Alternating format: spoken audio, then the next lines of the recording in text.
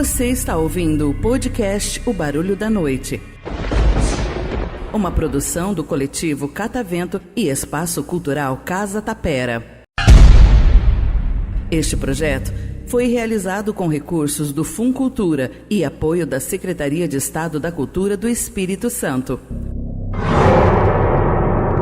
O conteúdo deste podcast é de teor sensível e pode causar gatilhos psicológicos.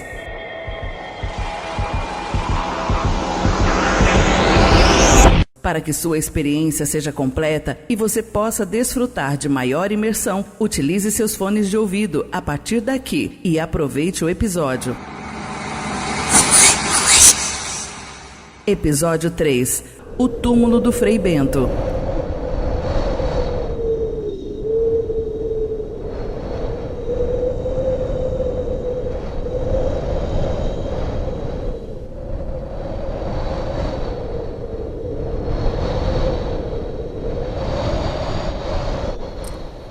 Meu nome é Laura Gomes, eu sou estudante de Psicologia na Faculdade de Filosofia, Ciências e Letras de Alegre, no estado do Espírito Santo. O meu próximo trabalho de pesquisa será sobre antropologia cultural e analisará um pequeno acervo de depoimentos gravados em fitas cassetes na década de 90 e que atualmente estão sob os cuidados de Marcelo Carneiro, que é residente no casebre na localidade rural de Amorim, no município de Muniz Freire.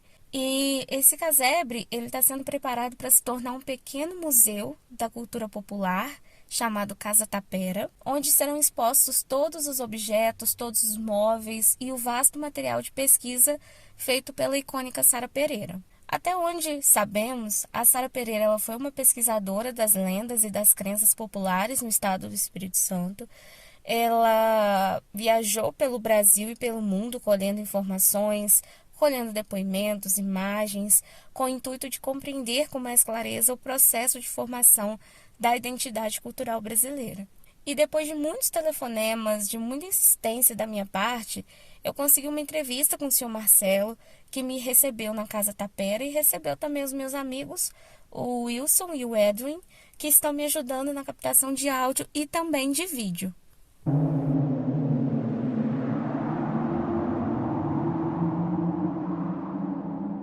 Todos os áudios deste podcast, incluindo os depoimentos extraídos das fitas cassetes da década de 90, foram captados no município de Muniz Freire e não houve a utilização de qualquer método de edição ou mixagem de som.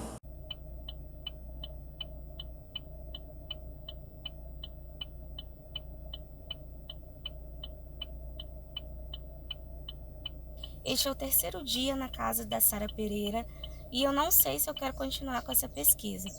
A princípio, era só conseguir mais umas histórias de assombração e escrever o meu ensaio, mas as coisas estão tomando outros rumos. Eu confesso que eu estou com muito medo. Medo dos barulhos estranhos que ouvimos na semana passada e medo de começar a acreditar nessas crendices. Mas estou aqui de novo. Talvez com mais interesse na história da Sara do que nos próprios depoimentos.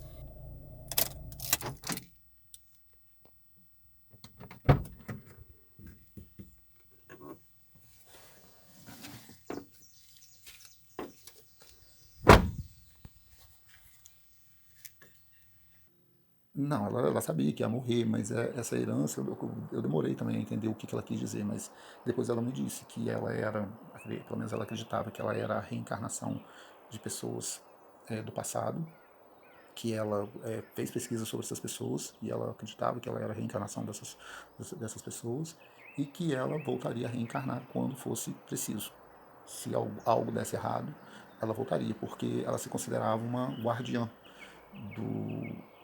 desse local, que ela não é nem sagrado, ela dizia que era um local amaldiçoado, e ela comprou esse local, né? Junto com essa casa ela comprou esse local, e esse local ele está camuflado, eu não sei onde fica, mas ela descrevia como um lago, e ela parece que ela mandou cercar esse lago, não sei se ela tampou, não sei o que ela fez, mas quem vê pensa que é uma montanha, um morrinho, entendeu? E ele está ali debaixo, porque justamente ela não quer que ninguém visita, ela acha que se alguém entrar ali pode desencadear várias outras coisas. Não, essa questão que aconteceu em 96 ninguém sabe, porque segundo ela ninguém se lembra. Aconteceu, mas ninguém se lembra, só ela se lembra. Ela fala que até aconteceu comigo, com a Flávia, mas todo mundo se esqueceu, por motivos sobrenaturais, né? Aconteceu. Mas o que tem na história real, que está nos jornais, que morreu muitas pessoas naquele dia, naquele período, né, de não sei quantos dias, de 15 a 20 dias, morreram acho que de 30 a 40 pessoas na cidade, e morreram de coisas diferentes, né? Não foi de uma coisa só que as pessoas poderiam julgar que tivesse sido um vírus, uma doença, alguma coisa, mas não foi. Uns morreram de câncer, um câncer que começou uma semana antes e a pessoa morreu, tá entendendo, rapidinho. Então, assim, umas coisas meio inexplicáveis. Mas daí a fazer as pessoas acreditarem que aconteceu tudo, né? Depois eu vou dizer com detalhes, né? O que foi, mas ela, ela acreditava nisso. E ela escreveu um livro. é, não foi publicado o livro, não. O livro ela escreveu para ela mesma e depois, antes de morrer, eu pedi para poder eu adaptar esse. É uma espécie de romance, não é um romance autobiográfico, ela escreveu em terceira pessoa, deu até um título. Melodias de Mau Presságio, que é o título do livro dela.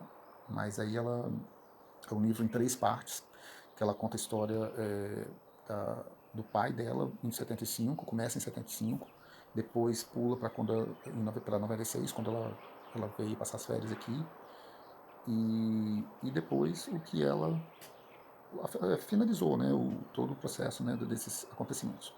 Então ela conta tudo isso nesse livro. E antes de morrer ela me autorizou a adaptar esse livro, que é um romance, né? Eu li, ele tem todas as características de um romance.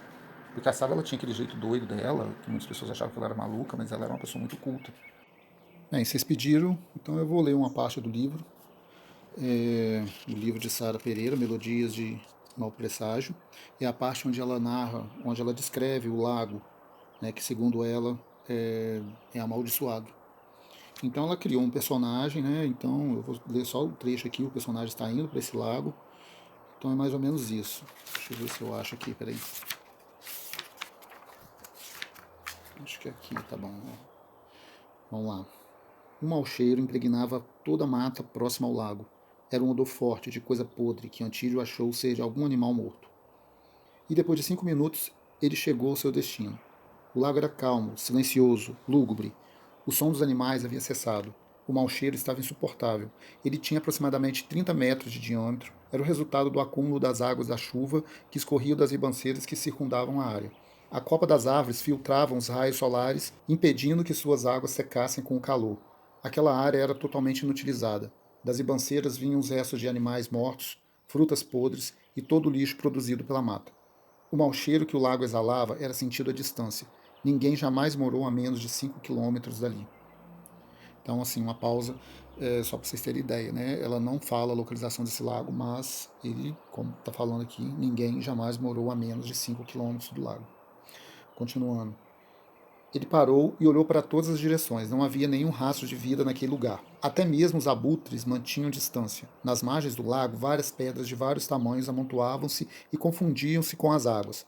Elas eram verdes de limo e fediam como tudo naquele local. Então ele arriou a mochila e retirou de dentro dela uma pá de jardineiro. Ele havia pensado em levar uma pá maior, mas deduziu que chamaria muito a atenção. Restava naquele momento encontrar um lugar apropriado para cavar. O solo naquela área era instável e muito úmido. Como única solução, resolveu cavar debaixo de uma das pedras. Com muito esforço, ele conseguiu mover uma delas. Estranhos fios que pareciam raízes aprendiam ao solo e dificultaram a sua remoção. Ali ele cavou 4 palmos. Voltou ao local onde havia deixado a sua mochila e retirou de dentro dela uma talha embrulhada em farrapos encardidos. Olhou desconfiado para todas as direções, desembrulhou e destampou o pequeno pote. Então aqui o restante da história, obviamente que ela inventou esse personagem, mas a descrição do local eu imagino que é real, que ela descreveu exatamente como que é esse lago, esse lugar. Se algum dia vocês tiverem a oportunidade de ler o Diário de Martins Beer, vocês vão ver a semelhança da descrição dele com essa parte onde ela narra o momento em que o personagem retira uma das pedras do chão. E ela fala, aí ela narra assim, estranhos fios que pareciam raízes aprendia ao solo. Na verdade, a lenda diz que eram cabelos de um ser parecido com uma sereia, ou o Yara. Tem também a versão africana da sereia, tem a versão da literatura clássica. Então, assim, ela narrou de acordo, por isso que eu digo que ela inventou uma história, personagens, né, locais, alguns personagens nem existiram, mas aqui dentro tem a verdade que ela quis registrar. Então é isso, eu acho que eu já falei demais e vamos ao que interessa.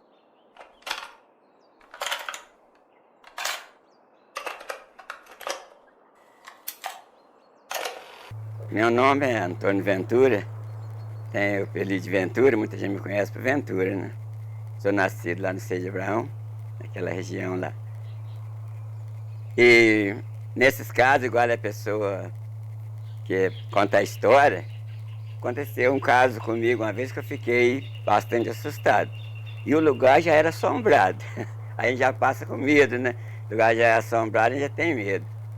E eu vinha da casa da minha irmã, já umas 7h30 da noite, para aí fora. Aí tinha que atravessar a lavoura ainda, lugar tudo complicado. Falei, nossa senhora, eu tô enrolado mesmo. De repente, apareceu um rapaz na minha frente, mas do tipo de um que eu conhecia que era meu amigo. Falei, meu amigo já vai, fulano de tal, tinha até nome de Hernandes, o nome dele. Ele apareceu na minha frente, cabelão comprido, amarrava o cabelo nas costas assim. E eu parti atrás dele, pensando, falei, aquele oeste sabe que eu tô atrás dele, ele vai parar. Mas não parava não, menino. E ele virou um troço na minha frente, eu andando atrás dele, pelejava. Quando ele fazia uma curvinha, falei, ali eu apanho ele. Não apanhava de maneira nenhuma. Chegava na outra curva, falei, agora vou esbarrar com ele. E por aí foi, não conseguia apanhar. Falei, quando ele tá chegando na casa dele, falei, ele agora ele vai parar, né? Tá chegando na casa, ele vai parar para nós conversar. Aí quando tá chegando no terreiro dele, numa área quase igual essa aqui mesmo, ó, sumiu, desapareceu. Aí de noite, eu naquele lugar que eu tava, eu fiquei pensando, falei, meu Deus, atrás de quem que eu tava andando, não sabia, né, só pode voltar negócio. O lugar já era meio encrencado, e de assombração, que nós estávamos já com medo, aquilo era uma assombração que apareceu para mim. E eu corri atrás do camarada achando que era amigo meu, né? E não era amigo nada, não era gente não, aquilo era a tal assombração mesmo que apareceu naquela hora, eu corri atrás. Só que eu não fiquei com medo, não fiquei com pavor de nada. E logo eu pensei, falei, se tem troço aqui, igual o pessoal fala, que parece uma opção de gente, apareceu para mim hoje. Né? Isso aí é a história que a gente tinha a fogueira, né? Tinha o balão, que hoje está até proibido, não pode soltar balão. E a gente reunia ali para contar as histórias. Então meu pai contava uma história, nós tínhamos muito medo quando ele contava isso, que pro lado do Teici, por ali afora, tinha um cemitério, e isso que foi enterrado um padre, só que tinha sido enterrado um padre, lá o Padre Frei Bento, falava assim. E aquilo ficou na cabeça do pessoal, o pessoal tinha muito medo das coisas, falava que tinha, onde é que tinha uma cova, o pessoal tinha medo de passar lá, medo de catatum, medo de ver alguma coisa. Aí tinha a história que aquele padre parecia para os outros ali. Aquele padre parecia para os outros ali. Aquele que a batina preta. Aí um dia vinha vindo um rapaz e ele estava com um franguinho. Ele vinha até trazendo um franguinho. Aí o franguinho pior, que piadinha triste assim. Quando ele olhou do lado mesmo, do lado daquela catatumba, viu aquele troço subindo. Foi crescendo, foi crescendo. E ele, quando ele viu que estava o tamanho do paro, que é a batina preta, ele não aguentou, não. Ele partiu mesmo. Partiu e o troço partiu atrás dele. E ele não tinha jeito, corria, olhava, aquele troço correndo atrás dele, chegou, bateu na porta e entrou para dentro, sem fala. A mulher dele perguntava o que era, ele não falava nada, sem fala. E ele foi para a cama. Deitou, tampou bem a cabeça e ficou quietinho de medo daquele troço. Quando ele destampou que não estava aguentando o calor, que aquele troço estava em cima dele assim, ó, olhando para ele.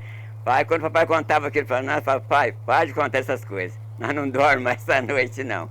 Então são muitas coisas que o pessoal contava e a gente tinha medo desses assuntos. Só que hoje, graças a Deus, sumiu essas coisas. O pessoal não tem mais esse medo, pode andar para todo lado, graças a Deus, não vê isso mais. Mas antigamente, naquele Sede Abraão ali, era certeza. Eu via visão para todo lado ali de noite.